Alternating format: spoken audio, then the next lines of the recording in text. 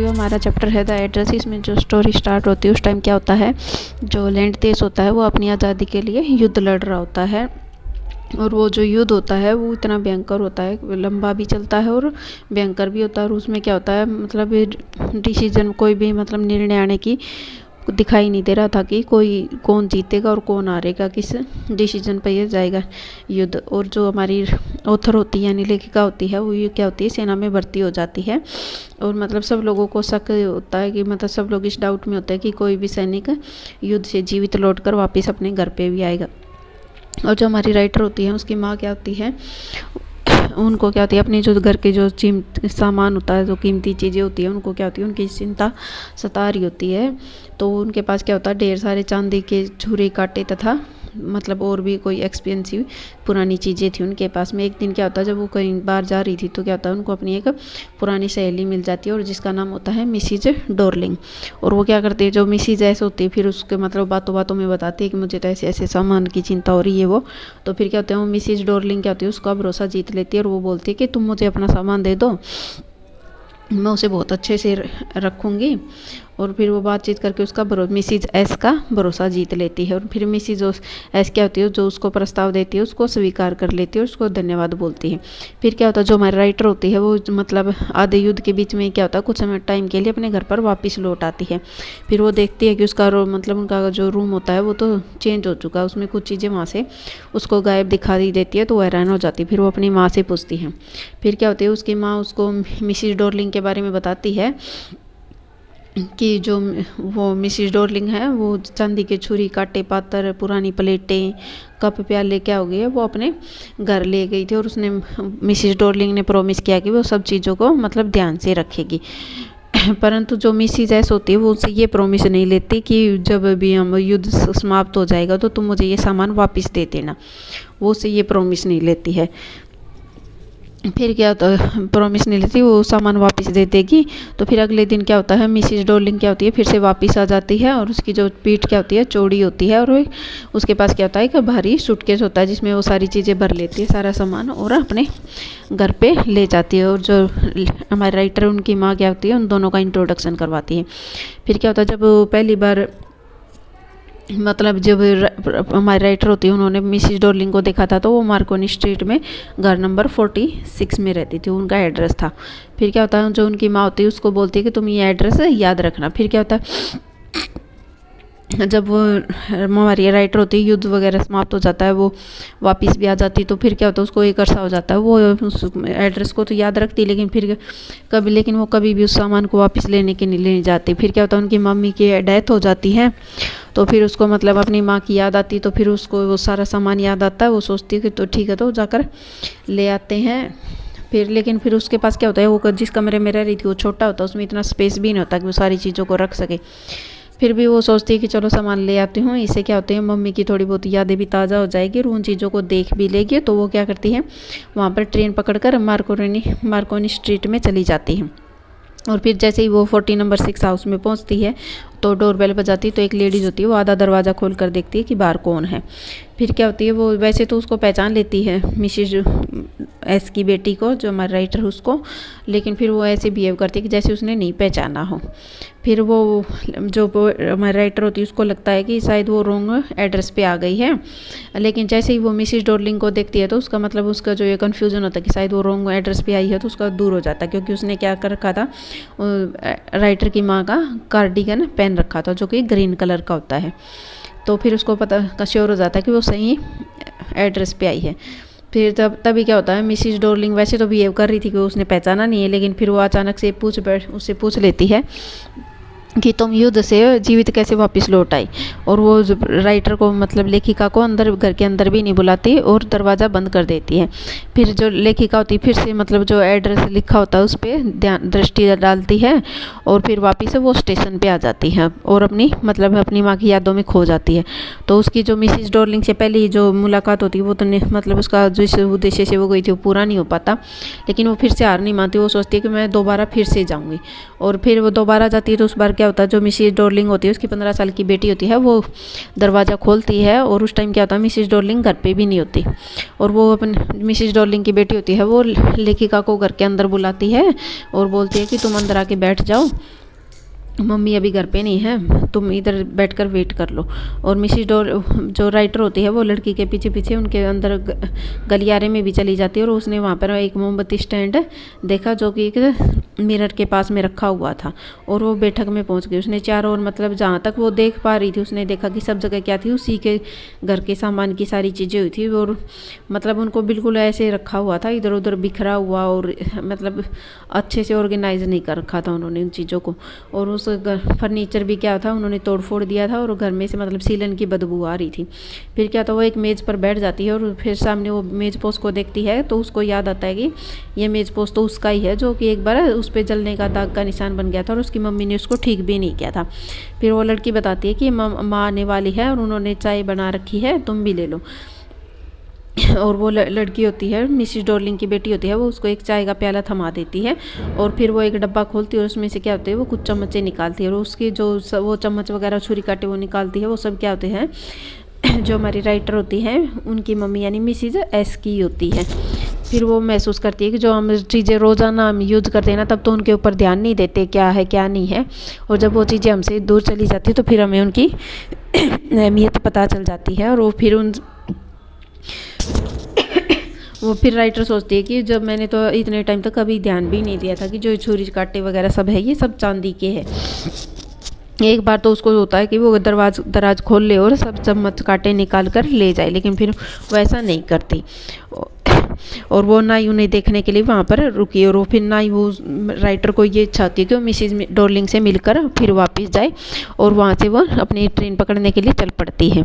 और वो फिर जैसे ही घर से बाहर निकलती है वो फिर से एक बार उस एड्रेस पे अपनी दृष्टि डालती है, और फिर वो बोलती है मुझे अब इस एड्रेस को याद रखने की कोई भी ज़रूरत नहीं है, क्योंकि जो और ना ही वो कभी इस एड्रेस पे वापस आएगी, क्योंकि उसकी क्या हो गया, अपनी चीज़ों से भी अब रुचि ख़त्म हो गई थी, जो मतलब उसकी मम्मी ने मिसिज डॉर्लिंग को दी थी, वो उन चीज़ों को वापस लेने से भी उसकी इंटरेस्ट नहीं रहा है। फिर उसने निश्चित कर मतलब वो डिसाइड कर लेती है कि वो मिसिज डॉर्लिंग के घर का पता आगे क्या होगा हमेशा के लिए भूल जाएगी, और ऐसा करना उसके लिए बहुत आसान काम होगा। ओके फ्रेंड्स, समरी में इतना ही। अब हम इसके एमसीक्यू करेंगे। हमारा फर्स्ट क्वेश्चन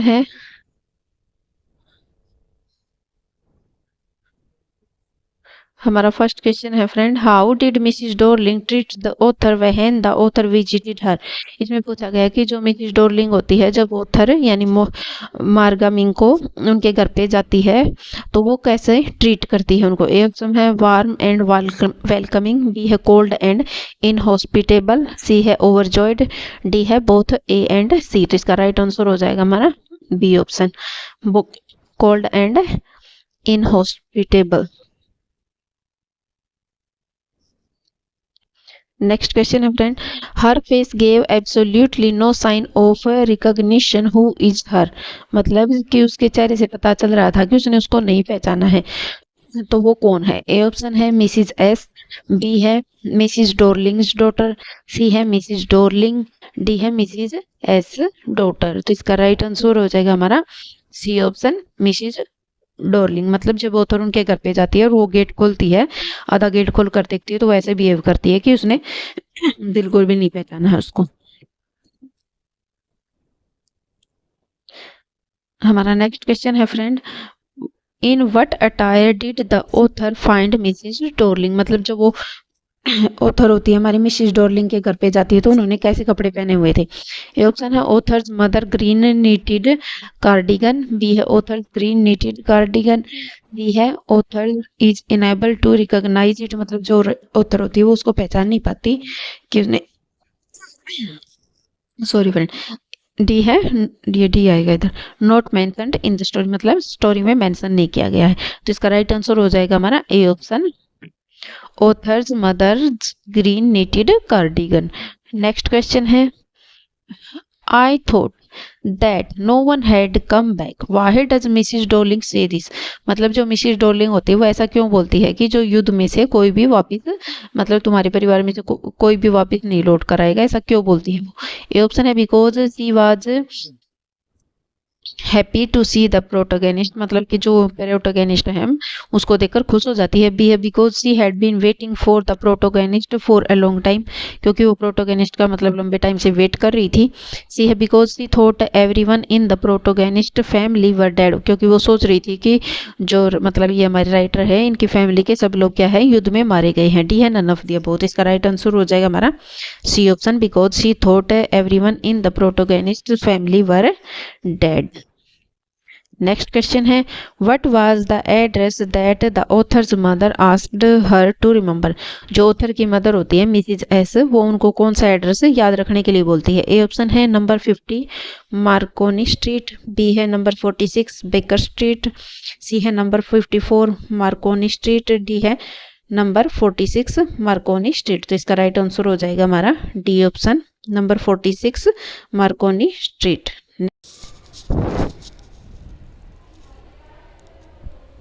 ओके फ्रेंड्स, हमारा नेक्स्ट क्वेश्चन है मिसिज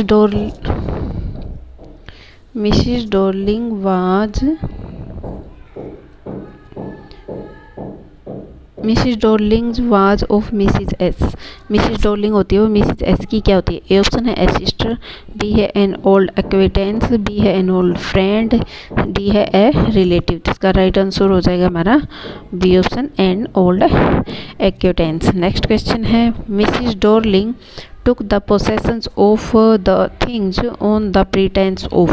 ए ऑप्शन है using them, बी है selling them, सी है keeping them safe, डी है both ए एंड बी। तो इसका राइट आंसर हो जाएगा हमारा C option keeping them safe, मतलब कि वो ये प्रॉमिस करती है कि वो उन चीज़ों को सुरक्षित रख कर ले रखेगी। नेक्स्ट क्वेश्चन है was the author convinced with her mother's idea of letting Mrs. Dorling take away their things। क्या इसमें पूछा गया कि जो हमारी ऑथर होती है वो अपनी माँ से सहमत होती है कि जो मिसिज डॉर्लिंग है वो उनकी चीज़ें लेकर जाए उनको देने के लिए, कि वो उनको अच्छे से रखेगी, ध्यान से रखेगी। ए ऑप्शन है एब्सोल्युटली हाँ, भी वो सहमत होती है, बी है पार्शियली, मतलब वो पूरी तरीके से सहमत नहीं होती, सी है नॉट एट ऑल, डी है not mentioned in the story. तो इसका राइट आंसर हो जाएगा हमारा B option partially. Next question है how does the author describe Mrs Darling when she saw her the first time during the war. मतलब जो author होती है हमारी वो मिसिज डॉर्लिंग को फर्स्ट टाइम देखती है तो उसको किस प्रकार का डिस्क्रिप्शन दिया, उसका कैसा वर्णन किया कि वो कैसी है। ए ऑप्शन है a woman with a broad back, मतलब है एक औरत जिसकी जो बैक है वो ब्रॉड है मतलब बड़ी है। बी है a woman with a round back, C है a woman with a straight back, D है नन ऑफ द अबोव। इसका राइट आंसर हो जाएगा हमारा A option a woman with a broad back. Next question है why did the author wait for such a long time before visiting the address. मतलब जो author होती है हमारी वो जो उनकी मम्मी ने एड्रेस बताया था उसके ऊपर जाने से पहले इतना टाइम क्यों लेती है, क्यों वेट करती है। ए ऑप्शन है because she was not interested, B है because she was afraid to confront her mother's belongings, C है both A and B, D है नन ऑफ दिस। इसका राइट आंसर हो जाएगा हमारा C option both A and B. Next question है why had the author come to visit Mrs Darling. जो author होती है मिसिज डॉर्लिंग के घर पे विजिट क्यों करती है। A option because Mrs Darling had belongings of author's mother, B है because Mrs Darling called her, C है because she missed Mrs Darling, D है नन ऑफ द अबव। तो इसका राइट आंसर हो जाएगा हमारा A option because Mrs Darling had belongings of author's mother, क्योंकि जो उनके पास था मिसिज डॉर्लिंग के पास उसकी माँ का सामान होता है जो कि उसकी माँ की यादें होती, क्योंकि वह अब चिंता नहीं है। नेक्स्ट क्वेश्चन है who opened the door upon the author's second visit to Mrs Darling's house. जब ऑथर मिसिज डॉर्लिंग के घर पे दूसरी बार जाती है तो कौन गेट खोलता है। ये ऑप्शन है मिसिज डॉर्लिंग, बी है मिसिज डॉर्लिंग्स डॉटर, सी है मिसिज डॉर्लिंग्स हस्बैंड, डी है no one opened the door. इसका राइट आंसर हो जाएगा हमारा B option Mrs Darling's daughter. Next question है unlike Mrs Darling her daughter was towards the author. मतलब जो Mrs Darling होती है, जब वो फर्स्ट टाइम उनके घर पे आती है तो मतलब वो उसको पहचानने से भी इनकार कर देती है, और जब वो सेकंड टाइम आती है तो उसकी बेटी क्या करती है, ये पूछा इसमें। ए ऑप्शन है रूड बिहेव करती है, बी है मैच्योर, सी है हॉस्पिटेबल, डी है मीन। तो इसका राइट आंसर हो जाएगा हमारा हॉस्पिटेबल, सी ऑप्शन, क्योंकि वो उसको अंदर बुलाती है और चाय पीने के लिए भी देती है उसको। नेक्स्ट क्वेश्चन है what was the protagonist reaction when she entered the living room. जब वो लेखिका होती है लिविंग रूम में एंटर करती है तो उसका रिएक्शन कैसा होता है। ये ऑप्शन है थ्रिल्ड, बी है इमोशनल, सी है नर्वस, डी है हॉरिफाइड। तो इसका राइट आंसर हो जाएगा हॉरिफाइड। नेक्स्ट क्वेश्चन है I was in a room I knew and didn't know. मतलब कि मैं एक ऐसे रूम में थी जिसको मैं जानती थी और नहीं भी। What does the author mean by this. इससे ऑथर का क्या मतलब है। ए ऑप्शन है शी शा familiar thing but in an familiar surrounding. मतलब उसने मतलब उस फैमिलियर चीज़ें तो देखी जिनको वो जानती थी, लेकिन उसको जैसे उन चीज़ों को रखा हुआ था और जैसी जिस दशा में वो थी, मतलब वो उसके साथ फैमिलियर नहीं थी। बी है she saw and familiar things but in familiar surroundings. C है she didn't recognise the thing she saw. D है she didn't want to remember anything. तो इसका राइट आंसर हो जाएगा हमारा A option, she saw familiar things but in unfamiliar surroundings. Next question है how does the author describe the living room.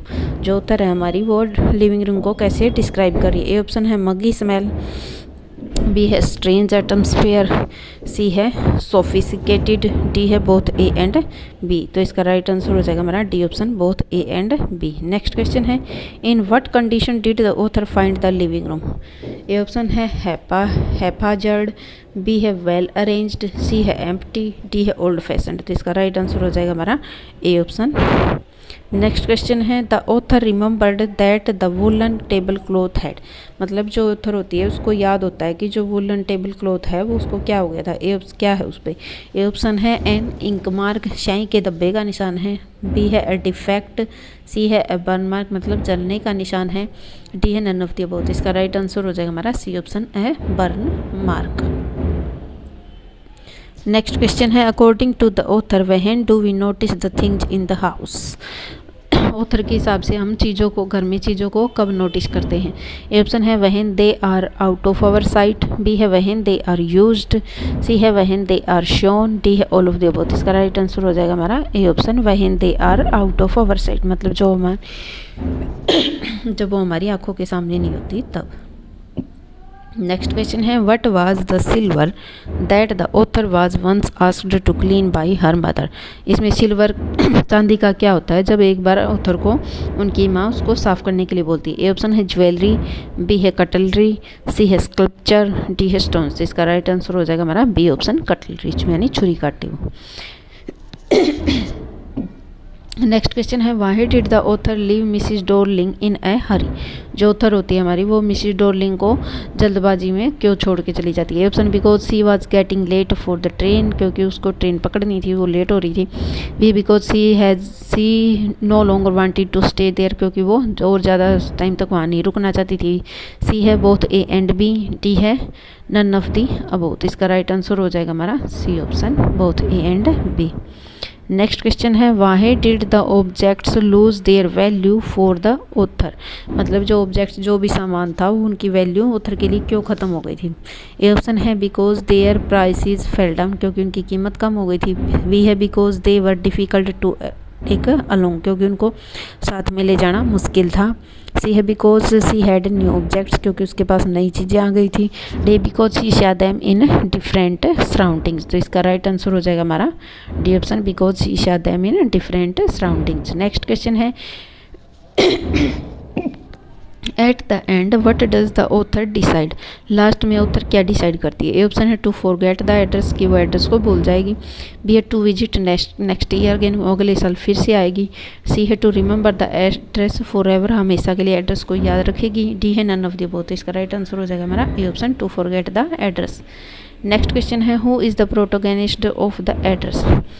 जो हमारे the address chapter है, इसके प्रोटोगनिस्ट कौन है? ए ऑप्शन है मिसिज डॉर्लिंग, बी है मिसिज एस डॉटर, सी है मिसिज एस, डी है मिसिज डॉर्लिंग्स डॉटर। तो इसका राइट आंसर हो जाएगा हमारा B option, Mrs S daughter. Next question है the author had come to visit Mrs Darling the war. तो ऑथर होती है मिसिज डॉर्लिंग के घर पे कब विजिट करती है? ए ऑप्शन है ड्यूरिंग द वार, बी है बिफोर, सी है आफ्टर, डी है not mentioned in the story. तो इसका राइट आंसर हो जाएगा हमारा C option, after the war. Next question है what was the very first out of her mother's possession that the protagonist could recognise. मतलब जब उसकी माँ से रिलेटेड ऐसी कौन सी चीज़ होती है जिसको पहली बार देखकर वो पहचान लेती है? ऑप्शन है हनुक्का कैंडल होल्डर, बी है वुलन टेबल क्लॉथ, सी है वाइट टी पॉट, डी है ग्रीन नीटेड कार्डिगन। तो इसका राइट आंसर हो जाएगा हमारा D option, green knitted cardigan. Next question है जो उसने मिसिज डॉर्लिंग ने पहन रखा था। नेक्स्ट क्वेश्चन है in total how many times did the author visit the given address. कितनी बार ऑथर जो एड्रेस उसकी मम्मी ने दिया था उस पर विजिट करती है? ए ऑप्शन है ट्वाइस, बी है वंस, सी है थ्राइस, डी है नेवर। तो इसका राइट आंसर हो जाएगा हमारा ए ऑप्शन, ट्वाइस, 2 बार। नेक्स्ट क्वेश्चन है who is the author of the address.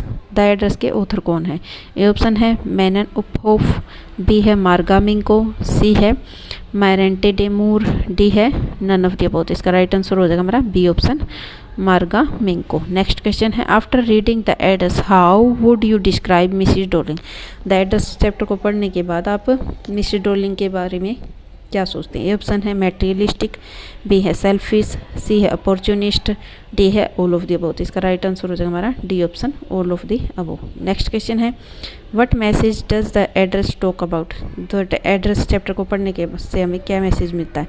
A option है इंपॉर्टेंस ऑफ थिंग्स, बी है not to trust someone, C है human predicament of war, D है नन ऑफ द अबव। इसका right answer हो जाएगा हमारा C option, human predicament of war. Okay friends, आज के लिए इतना ही, मिलते हैं नेक्स्ट वीडियो में। अगर वीडियो पसंद आई तो चैनल को लाइक करें, शेयर करें, सब्सक्राइब करें।